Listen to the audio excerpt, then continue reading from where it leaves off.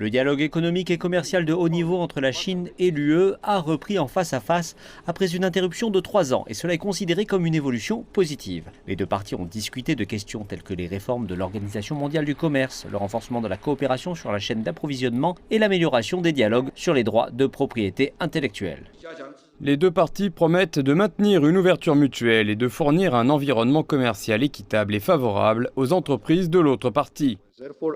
Nous avons par conséquent convenu de reprendre des échanges réguliers pour discuter des questions macroéconomiques en relançant le dialogue économique et financier et le dialogue macroéconomique.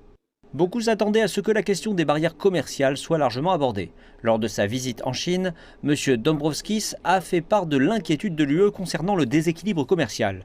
Selon les données du ministère chinois du commerce, le déficit commercial des 27 pays de l'UE avec la Chine en 2022 avoisinait les 400 milliards d'euros. Autre signe de la complexité des relations commerciales entre la Chine et l'Union européenne.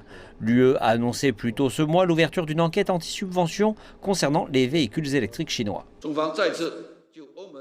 La Chine exprime une fois encore sa profonde inquiétude et son vif mécontentement concernant l'ouverture par l'UE d'une enquête anti-subvention contre les véhicules électriques chinois. La Chine espère que toutes les parties concernées feront preuve de prudence, continueront à maintenir un marché libre et ouvert, ce qui profitera aux consommateurs européens, favorisera le développement vert et à faible émission de carbone en Europe et contribuera à la coopération mondiale en matière de changement climatique.